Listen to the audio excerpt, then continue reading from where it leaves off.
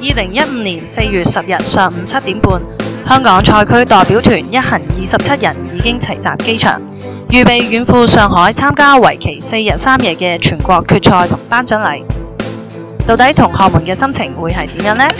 有少少緊張，有少少期待啦。咁因為去到嗰度，我未見識過大陸嗰邊嘅參賽學生會係點樣。咁但係呢，就睇過佢哋一啲參賽嘅作品，亦都對佢哋嘅作文嘅水平呢，同埋演講嘅水平呢，係有一定嘅期待嘅。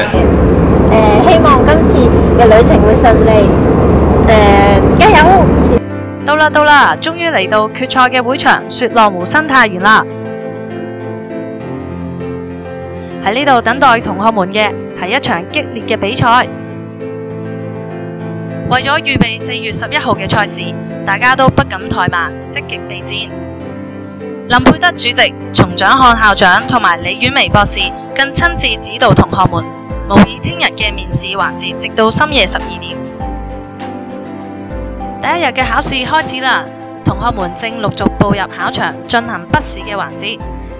由朝早8點半去到10點半，同學們需要完成一份包含聽寫讀及文學知識嘅試卷。哇，試卷睇上嚟真係唔容易喎！同學要先聽一段名為《纏繞甜酸苦辣的你》嘅錄音，再讀一篇叫做《迷失》嘅文章，綜合兩者以失落與傳承為題寫出一份800字以上嘅作文。筆試之後已經係中午12點，簡單食過午飯後，同學們就同李婉薇博士預備下午嘅口試環節。我哋再睇睇口試嘅題目啦。我哋嚟聽聽施同學嘅感受。剛才的題目就是對韓寒和郭敬明電影的評價。我認為這個題目十分的新穎而且有趣。而家就覺得放鬆咗好多啦。跟住我哋咧就去睇一個好精彩嘅文藝晚會，我哋都覺得好興奮啊！晚飯前，簡單同何博士分享之後，同學們就懷着興奮嘅心情參加咗一個介紹上海傳統文化嘅文藝晚會。現在開始。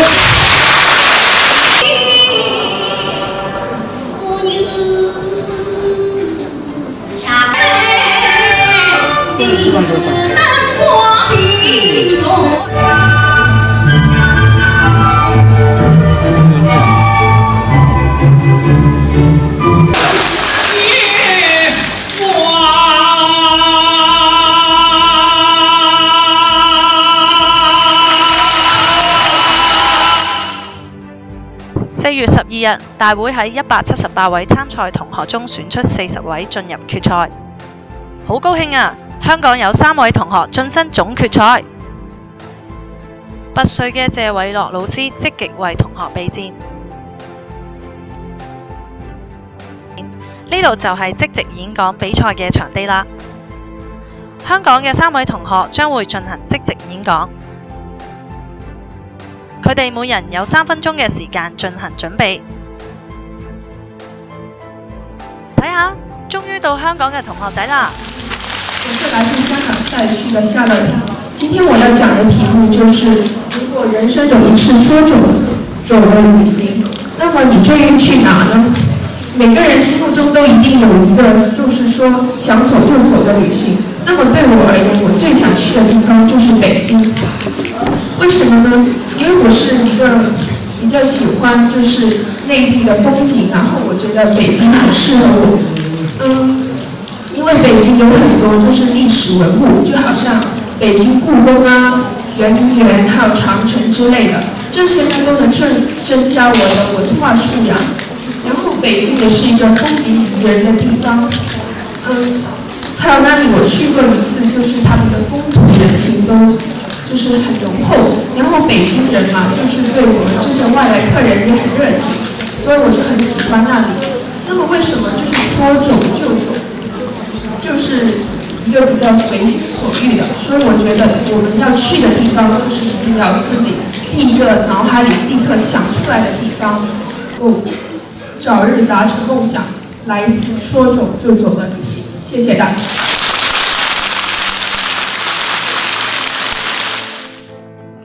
所有嘅賽事終於完結啦，同學們喺下晝參觀咗世博嘅中國館同埋黃浦江等等。4月13號上晝即將進行頒獎典禮，睇下兩位評審老師有咩説話同同學仔分享？經過咗初賽啦、決賽，啲同學咧就進入呢個頒獎禮啦。咁啊，邊個攞提名獎，邊個攞全國獎咧？其實而家都未知道。咁但係我覺得咧，今次我哋有3個同學入決賽啦，其他同學喺初賽裏面表現都唔錯嘅。各位同學要相信你哋咧係好有才華同埋能力嘅，同埋咧亦都唔好將焦點咧放喺得唔得獎啊，或者有幾多人稱讚你啊嗰上邊。同學仔而家陸陸續續進入頒獎禮嘅會場，呢度就係頒獎禮嘅現場啦。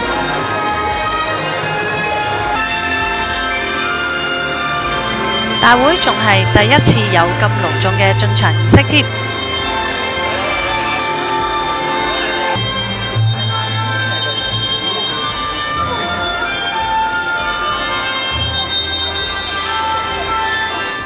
我榮幸地宣布，中國中學生作文大賽2014至2015賽季彭元祥文學之星頒獎典禮現在開始。呢一位就係典禮嘅主禮嘉賓，全國人大常委會副委員長顧秀蓮女士啦。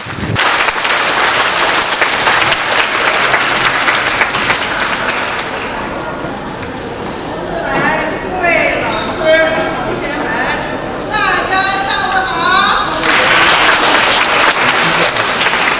比賽結果終於揭曉啦！感染力獎，香港賽區邱靜瑩。香港賽區拔萃女書院邱敬瑩同學、中華傳道會安柱中學夏樂婷同學獲得咗全國最高獎項行圓場文學之星，拔萃女書院孫玉晴同學則得到提名獎，而其他7位同學則獲得行圓場文學之星1等獎，成績係歷年嚟最優異㗎。睇下有一個更令人興奮嘅消息啊！香港賽區林培德主席同一眾委員由上海賽區梁妙珍主任、江蘇賽區游建華主任手上接過咗大會嘅會旗，象徵下一年度全國決賽同頒獎禮會喺香港舉行。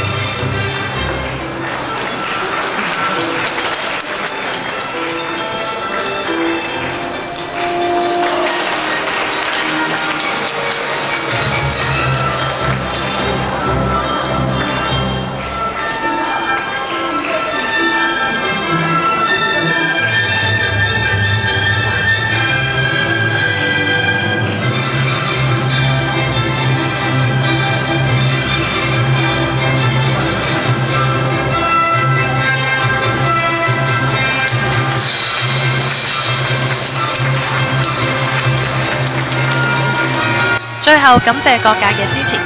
2014至2015中國中學生作文大賽上海之行已經圓滿結束，明年香港見。